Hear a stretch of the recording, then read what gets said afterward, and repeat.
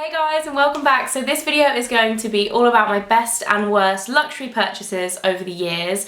I actually saw my friend Susie doing this and I really enjoyed watching her video, so I thought I would do my own version and I hope you guys enjoy it. As always with these kind of videos, I'm not trying to brag at all, I'm just trying to share what I'm passionate about with you guys, some of my favourite things in my wardrobe, and also to let you guys know about a few things that I've bought over the years that haven't really worked out for me, or I kind of wish I'd chosen a different option.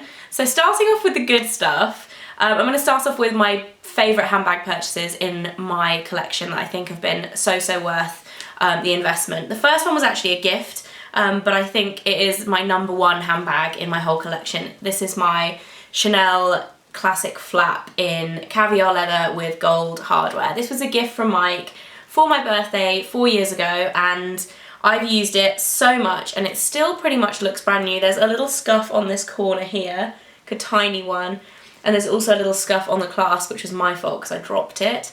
But it still is in such good nick. I've used it so much. I think it's such a classic design. And the great thing about the classic Chanel bags is that they get more expensive every year. So if I was to resell this now, I don't think I'm ever going to resell it, but if I was to resell it now, I could probably get the same amount or more than Mike actually paid for it when he bought it, which was a ridiculous amount even then, but they get more and more expensive every year. So in terms of investment handbags, if you want to buy a Chanel handbag and keep it for a few years and really look after it, you're not actually going to really lose any money. So it has to be the certain style, so either this one or the reissue. The boy bags are pretty good as well, so in terms of like residual value. So yeah, I don't know why I'm talking about reselling it, because I'm not going to resell it. I absolutely love it, but I do think it's been the #1 kind of investment handbag in my wardrobe. And then the other handbag I've chosen as one of my top 5 is the Chloe Drew bag. This was actually worn quite a lot. Like, I was just looking at the hardware under here and it is quite worn, but I've worn this bag so much. I bought it early last year and I've got so much use out of it. It's the most practical little bag. This is a small size, I believe, so it's just the perfect size because you can wear it in the daytime and still fit quite a lot of stuff in it, and then you can wear it in the evening as well. It's got the really thin chain, so it still looks quite sophisticated if you want to use it as an evening bag. The colour, I think, was also an amazing choice of mine. I would never normally go for this kind of colour because of practicality reasons really, but it's actually worn so well. This is the neutral beigey kind of nude shade. They do a pinkier one and they also do a grey nude. I'm so glad I went for the neutral one because it goes with absolutely everything. It hasn't actually got any kind of jeans mark or anything on the back, which I thought it would. When I first got it, I thought, you know, this is not going to be a practical bag. They're on the cheaper end of designer bags. They're still around £1,000, which is really still a lot of money. I'm not saying that's cheap at all, but it is cheaper than a lot of other designer bags on the market. And I just think in comparison, it's just been so good. I absolutely love it. And yeah, it's definitely kind of one of the most worn bags in my wardrobe, and also one that I think I will continue to wear for a very long time as well because it's just very neutral and goes with everything. Next up for shoes, I've got 2 pairs of shoes that I think are my kind of best high-end purchases when it comes to shoes. The first ones are my Valentino rock studs. These are, I think they're called like the So Noir or the Noir versions. Basically they're the matte black. They're all black and totally matte, there's no paint on there. I absolutely love these, partly because they're a little bit different to a lot of other people's rock studs. I know so many people have rock stud heels now. They're like kind of past it, and I was quite late to the game getting them. I got them about a year ago. But I just love the black version. I think they were a really good choice because they're a little bit different and they're also a little bit more practical. I do have a slight scuff on the front there, which I'm really annoyed about, but I'm going to give them a polish and see if I can get that out. I just really love these shoes. I think they go with everything. I think they're really cool looking. They're actually quite comfortable, surprisingly comfortable considering that they don't have a platform and they're quite high. And I just really think they're a good purchase. I'm really happy I bought those. And then the other pair that I really love are a newer edition. These are my Gianvito Rossi Plexi pumps, and I got the black suede version. I bought these a few months ago to go to an event, and I've worn them to loads and loads of different events since then. I'm so happy with them. They are surprisingly comfortable. I was prepared for these to be hideously uncomfortable because they're plastic, but they don't cut into my feet at all anywhere around here. The one thing I would say is, like, it's more so the angle. After a while they start to really burn the balls of your feet, so I can't like wear them all night, but like I wore these to a wedding last weekend and I was in them right up until we were dancing in about 10 o'clock at night. So I feel like they're pretty good on the comfort factor considering what they look like. They also just go with everything. They're really flattering because you have that really low tip there and they're totally clear on the sides and the front. They just really elongate your legs. There are loads of copies of these on the market now. Some of them are awful, like I genuinely have to say. Like a lot of the time with inspired pieces, I'm like, yes, I'm on that train. I don't want to spend £500 on a pair of shoes. I'll rather have the £30 version from Zara.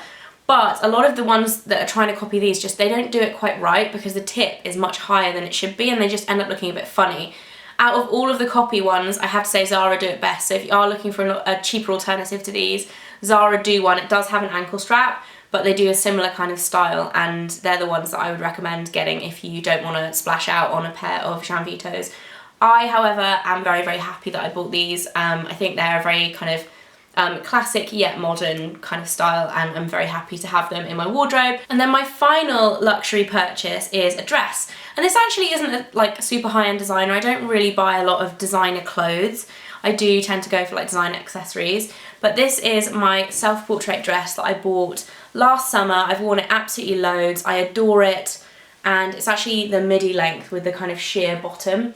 And I really love this. I was going to put in my white one that I have with little sleeves and I bought these quite close together in time for a couple of events last summer. But I actually have lent that one to my friend and she hasn't given it back yet. So if you guys remember that, I actually posted on Instagram a couple of times wearing it and I wore it to BeautyCon London last summer. I love self-portrait. I think they're such good quality for the price.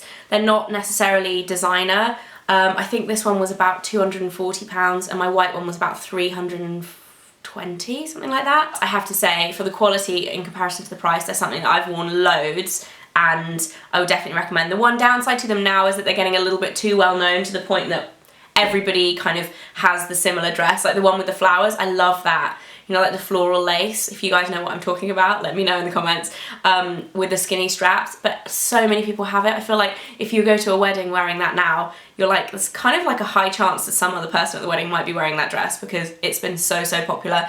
And they've also started copying it in a lot of the high street stores, which again, I don't mind, but when you get people like, people this season who have copied self-portrait include Whistles and Club Monaco, and also Reese, and they are very similar in price, so I get really annoyed about that because I think if you're replicating something or taking inspiration from something and it's a lot more expensive, that's one thing, but if you're the same level of designer, I think you shouldn't really be copying each other. It's a bit ridiculous. So anyway, that's my 2 cents on the self-portrait stuff. Next up for things that I've regretted buying. I'm going to start off with shoes because these shoes came to my mind and I told Mike I was doing this video and he was like, you have to put those shoes in. Even though these shoes have actually played quite a big role in my kind of life recently, and it sounds weird, I'm going to explain. Anyway, they're these. These are my Prada turquoise metallic peep toe pumps that I got for my 21st birthday, so 7 years ago this year. I'm 28 this year, that's kind of, I don't know where the time's gone. Anyway, so I got these as a 21st present from Mike to wear with my dress. I had a fairy tale themed 21st, so I just thought these were just so magical and amazing. There's beautiful kind of metallic teal colour. I love the way these look, I absolutely love them, and they have the like light pink underneath as well. But they are the most uncomfortable shoes and they're also impossible to walk in. I don't really know why, because like they're not even that high, but they're just so hard to walk in and they hurt so much. I think we got them on sale. They're about £160 or something on sale in Selfridges that summer when it was my 21st. So they weren't like necessarily a bad buy, but I've worn them like a handful of times, but I'm never going to throw them away. And the reason why these have become relevant recently, these were actually on the cover of my book, of my first book, even though they're like the most uncomfortable shoes just because I love the colour so much. Anyway, so there's my Prada shoes. Another pair of shoes that were actually a gift from Mike's parents that I love. I love these shoes so much, but they hurt my feet so much. These are the Lanvin pumps, and they have the little ruffle on the front. I got these for my birthday a few years ago. I love them. I think they're cutest things. I love them for traveling. They're very practical as well because they kind of like slightly fold up. They're very compact. They're very cute. This bit on the back though cuts in. It's just a little bit too high and it cuts into the back of my foot and actually makes a hole. It's not even just a blister. It's like a full-on cut in the back of my foot. So if I do want to wear these, what I have to do is put on blister plasters before I've even put them on, because they'll do it. Even if you're wearing them for like 10 minutes walking around, they will have cut into the back of your foot. They're that harsh. So yeah, not the most comfortable, but they are cute. A pair of sunglasses, again, these were a gift from Mike, but I actually chose them for my birthday probably, I feel like it maybe like 5 years ago now. These are sunglasses, they're from Chanel, and I really like them. I don't know why I never wear them. I'm going to wear them today after saying this, but basically I do really like these. I don't think they don't they suit me okay and everything, like I don't think they look bad. I really like the style, I like the colour, I just never reach for them, and therefore I think they're probably a bad purchase because, you know, I just never really use them. I'm going to put them on my head so that I wear them today now. Right, on to the next one. This one is not necessarily a bad purchase in the design, it's more a bad purchase in the colourway and the finish. This is my Chloe Faye bag. I love this bag, don't get me wrong. I have worn it loads and I absolutely adore the style.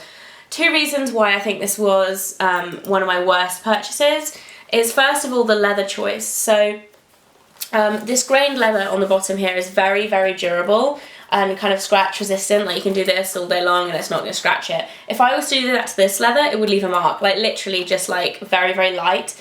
It scratches so easily, and I didn't realise it when I bought it. If I had, I would have bought one of the ones that either had like a darker suede or like a more textured leather on the top, not this really, really fine leather.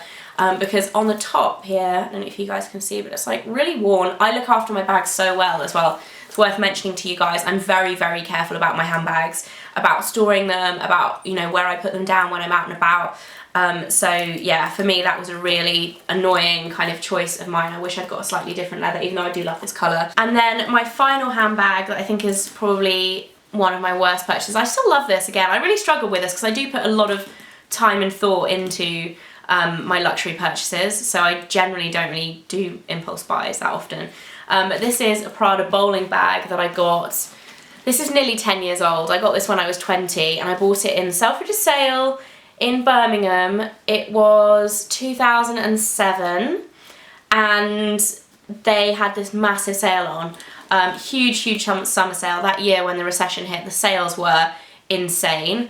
And I managed to pick this up. I think it was around £400, which still sounds like a lot for 10 years ago as well. But the reason why, this has got a lot of metal work on it. It's a very, I think it was about £1,500 or something back then, and that was a lot then. I feel like now, it's still a lot now, but like a lot of handbags are that much now, whereas this was a more premium handbag for Prada at that point.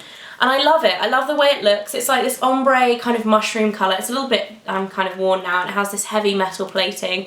Has, notice the heavy, it's going to be repeated a lot, has the heavy metal handles. It has the very heavy metal quadruple zips on the top and the bottom, zips all the way around. This bag is so heavy. It feels like it's full now. It's got tissue paper in it. It's literally like so heavy. I really like it, but it's just so impractical because it doesn't come with a long strap that goes over your shoulder, so you have to just carry it on the nook of your arm. You can't even fit it up there. It's like really small handles, and once you filled it up with stuff, it's so heavy. Practicality wise, it's just such an uncomfortable bag. Oh dear. So that's going to be it for this video, guys. Let me know if you have a best and worst high-end purchase that you've made over your lifetime, because some of these are quite old. And yeah, I hope you guys are all having a really great day. Make sure you subscribe if you're not already, and I'll see you next time. Bye bye. We'll put these back on.